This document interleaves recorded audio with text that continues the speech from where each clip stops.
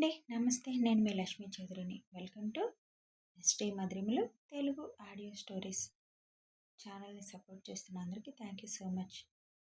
Please చదువుతున్న వాళ్ళు కొంచెం కామెంట్స్ పెట్టండి యార్. అలాగే లైక్స్ హైప్ ఇవ్వడం మర్చిపోకండి యార్. కథలోకి వెళ్ళే ముందు మిమ్మల్ని అది రిక్వెస్ట్ చేస్తున్నాను. ఇక కథలోకి వెళ్దాం. తాతయ్య అమ్మమ్మ గుర్తొచ్చారా పుచ్చమ్మ అని అడుగుతాడు ఆయు.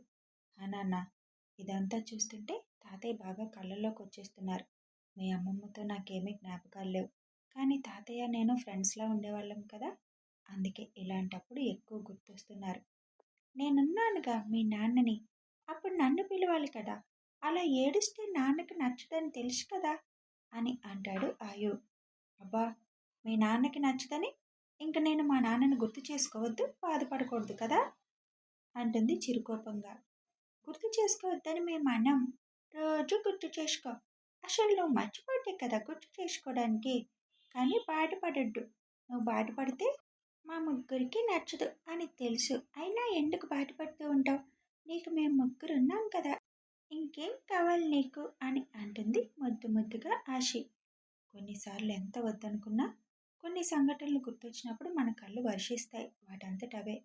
వాటిని ఆపడం కంటే బయటకు వదిలితేనే మనసులోని వేదన బయటకు వెళ్ళిపోతుంది, లేకపోతే అలాగే ఉండిపోతుంది మనసులో. మీ తాతయ్య గుర్తొచ్చినప్పుడల్లా నా కళ్ళు వర్షిస్తూనే ఉంటాయి. మర్చిపోలేదు కరెక్టే, కానీ కొన్ని సంఘటనలు మీ తాతయ్యతో లింక్ అయి ఉన్నవి గుర్తొచ్చినప్పుడు ఇలా వస్తూ ఉంటాయి అన్నమాట. ఏ, మీ నాన్న ఆఫీస్ నుంచి లేటుగా వస్తే ఆ రాత్రి చూడలేదని ఉదయాన్నే వచ్చి మిస్ అయిన ఫీలింగ్తో పాటు మీ నాన్న మీద ఎక్కి మీరు ఆ ఫీలింగ్ని పోగొట్టుకుంటారుగా.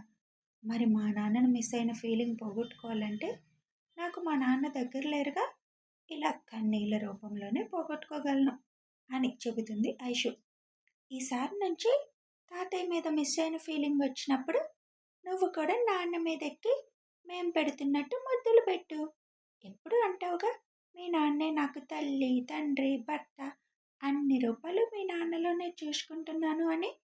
తాతయ్యని మిస్ అయిన ఫీల్ వచ్చినప్పుడు నాన్నని కాసేపు తాతయ్యలా ఫీల్ అవ్వు, మాలాగే నాన్న మీద ఎక్కు అని అంటుంది ఆశి. పిల్లలిద్దరి మాటలు వింటూ, మీ ఇద్దరికి ఉన్న జ్ఞానం లేదు మీ అమ్మకి, ఏం చేద్దాం అని అంటాడు శివ్ నవ్వుతూ. ఏం చేస్తాం, ఈ జన్మకి మన ముగ్గురం ఈ పాపను భరించాల్సిందే అని అంటుంది ఆశి యాక్షన్ చేస్తూ. నిన్ను బాగా పెద్ద మాటలు ఎక్కువే, భరిస్తావా నన్ను అని ఆశి మీద చెయ్యెత్తేసరికి ఇద్దరు కలిసి ఐషుకి చక్కలు గిలి పెడతారు. హే ఆపండి అని నవ్వుతూ అంటుంది ఐషు. చూడు బుజ్జమ్మ, నీ నవ్వంటే మాకు చాలా ఇష్టం. నువ్వు నవ్వుతుంటే అంత అందంగా ఉంటావు. నీ కన్నీళ్ళు చూడడం మా ముగ్గురికి ఇష్టం ఉండదు. ఇలాగే నవ్వుతూ ఉండు, మా బుజ్జమ్మవి కదూ అని అంటాడు ఆయు. అప్పుడే రవి గారు ఐషుని పిలుస్తారు. ఐషు లేచి అక్కడికి వెళ్తుంది. అమ్మ ఐషు, అమృత నీ తోడబుట్టిన చెల్లెలు అనుకొని ఏదైనా తప్పు చేస్తే సరిదిద్దు తల్లి, తనకన్నీ నువ్వే చూసుకోవాలి ఇంకని ఐషు చేతిలో అమృత చేతిని పెడతాడు. మీరేం టెన్షన్ పడకండి బాబాయ్, అమృత అక్కడ హ్యాపీగా ఉంటుంది, మహారాణిలా అని చెబుతుంది ఐషు. ఇంకా టైం అయింది, బయలుదేరండి అందరూ, ఇప్పటికే చాలా ఆలస్యమైంది అని అంటారు హరిగారు. బాబాయ్, ఎల్లుండి ఉదయం వ్రతం, అదే రోజు సాయంత్రం రిసెప్షన్ ఉన్నాయి. మీరు రేపు మధ్యాహ్నం బయలుదేరి అక్కడికి వచ్చేయండి అని చెబుతుంది ఐషు. అలాగే అమ్మ, వస్తాం అని అంటారు రవి. దివ్య, మాతో వస్తావా అడుగుతుంది ఐషు. దివ్య శివ్ వైపు చూస్తూ, నేను రాను, నేను అమ్మ వాళ్ళతో వస్తాను అని కంగారుగా చెబుతుంది. పాపకి శివన్నయ్యని చూసేసరికి భయం స్టార్ట్ అయింది. అదే మెయింటైన్ చేస్తే దారిలోకి వస్తుంది అని అంటుంది శ్రీ. ఎవరో ఒకరు భయం ఉండాలి మనిషికి, లేకపోతే అసలు లెక్క చేయరు. ఇప్పటి వరకు దివ్యకి ఎవరు భయం లేదు, అందువల్లే అంత రెచ్చిపోయింది అని అంటుంది ఐషు. ఇవాళ వరుణ్కి బాగా దిష్టి తీయాలి, వరుణ్ని అలాగే చూస్తూనే ఉంది పాప అంటుంది శ్రావణి. నా కన్నాకి కూడా దిష్టి తీయాలమ్మా, ఆ దెయ్యం వచ్చిన దగ్గర నుంచి నా కన్నాని చూస్తానే ఉంది ఇంతింత గుడ్లు వేసుకొని అని అంటుంది ఐషు. ఇప్పుడు ఇక్కడ దిష్టి తీయడం అవ్వదు కానీ పదండి, స్టార్ట్ అవ్వండి, టైం అయింది, అందరూ బస్సు ఎక్కండి అని అంటారు రుక్మిణి గారు. కన్నా, పెళ్ళికొడుకు పెళ్ళికూతురు కారులో కదా అడుగుతుంది ఐషు. నో అక్క, మేమిద్దరం కూడా సరదాగా మీతో పాటు బస్సులో వస్తాం. ప్లీజ్ అక్క, అంతగా కావాలంటే మన ఇంటి దగ్గరలోకి వెళ్ళాక అప్పుడు కారులోకి ఎక్కుతాంలే. ప్లీజ్ బావగారు అని ముద్దుగా ఫేస్ పెట్టి చిన్న పిల్లలా అడుగుతుంది అమృత. శివ్ చిన్నగా నవ్వుకుంటూ, ఆషికి నీకు తేడా లేదమృత. అన్వేష్ నీకు చిన్న పిల్లనిచ్చి పెళ్లి చేశాన్రా. ఏం చేస్తావిప్పుడు అని అంటాడు సరదాగా. ఏం చేస్తానన్నయ్య? అంతా అయిపోయాక చెప్తే అలా? ముందు చెప్తే ఏమైనా ఆలోచించేవాడిని. ఇప్పుడు ఇంక తప్పదుగా అంటాడు అన్వేష్ నవ్వుతూ. బావగారు అని బొంగమూతి పెడుతుంది అమృత. శివ్ చిన్నగా నవ్వుతూ అక్కడి నుంచి వెళ్ళిపోతాడు. బస్ ఎక్కాక మాట్లాడుకుందాం పదండి ముందు అని రావుగారు అంటారు. ఇంకందరూ ఆ పెళ్లి మండపం నుంచి హైదరాబాద్ వెళ్ళడానికి స్టార్ట్ అవుతారు. రాము అంకుల్, మీరు కూడా బస్ ఎక్కండి, వెళ్దాం అని అంటుంది ఐషు. లేదులేరా, నేను రానులే, చాలా బిజీగా ఉంది ఇప్పుడు హాస్పిటల్లో అని చెబుతారు రామ్.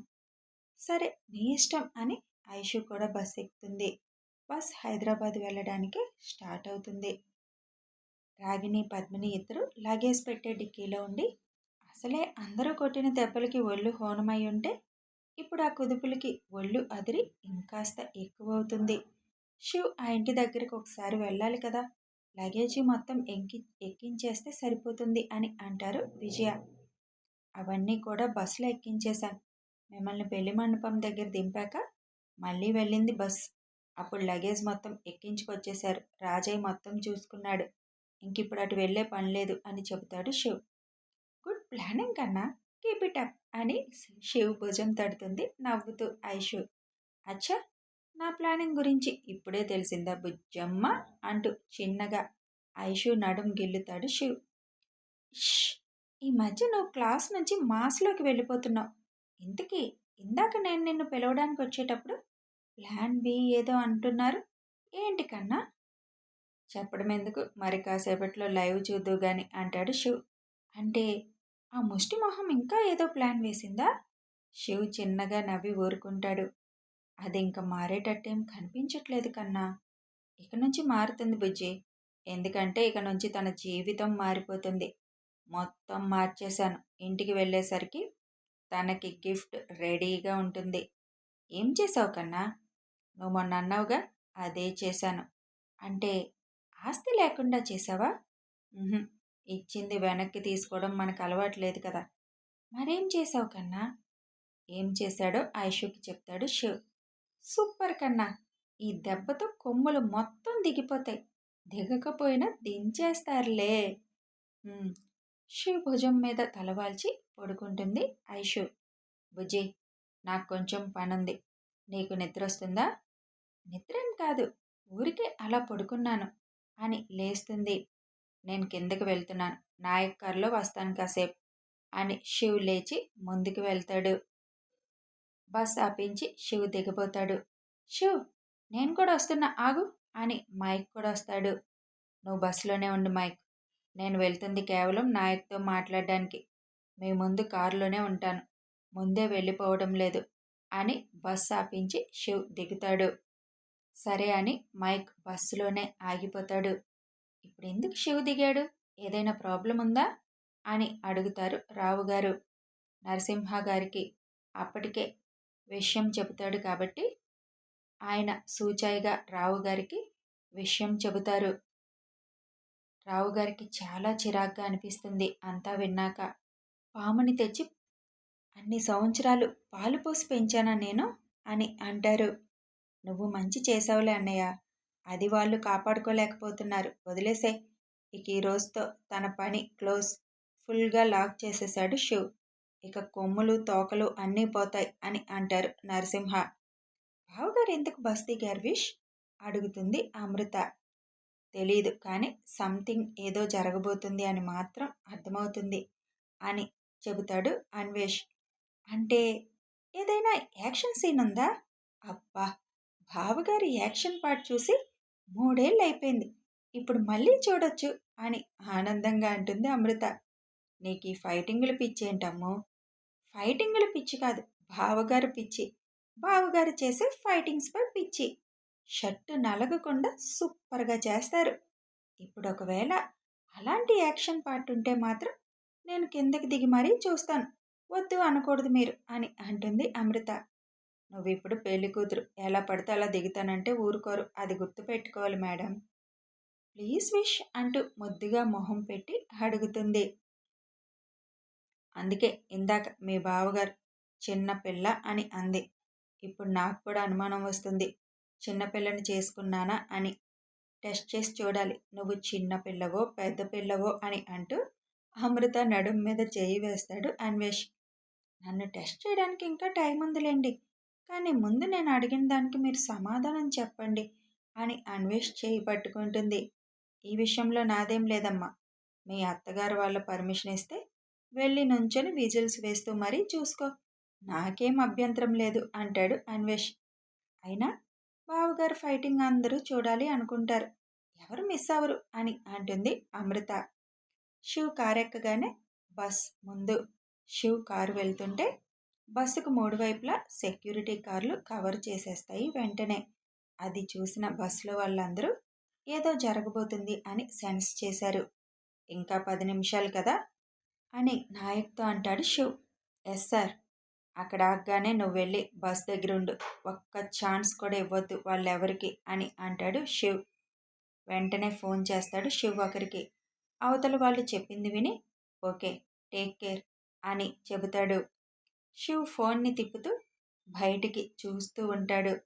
కొంచెం దూరం వెళ్ళేసరికి రోడ్డుకి అడ్డంగా రాళ్ళు పెట్టి ఉంటాయి.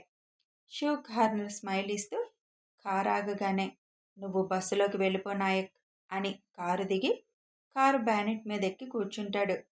కారు ఆగగానే బస్ ఆగుతుంది. బస్ చుట్టూ అటు ఇటు 2 చొప్పున వెనక 2 కార్లు సెక్యూరిటీగా కవర్ చేసేస్తాయి. ముందు వైపు మాత్రం శివ్ అక్కడే సింహంలా కూర్చుంటాడు కారు మీద. అదే టైంలో అదంతా పొలాలు కావడంతో పొలాల్లో నుంచి ఒక 30 మంది కత్తులు గొడ్డళ్ళు పట్టుకొని బయటికి వస్తారు. వాళ్ళ అవతారాలు చూడగానే బస్సులో ఉన్న ఆడవాళ్ళకి ఒక్కసారిగా టెన్షన్ వచ్చేస్తుంది. వీళ్ళేంటి అచ్చం రాక్షసుల్లా ఉన్నారు అని కంగారుగా అంటారు విజయ. వాళ్ళు రాక్షసులైతే వాళ్ళని పైకి పార్సల్ చేసే యముడు మీ అబ్బాయి శివ్ ఆంటీ.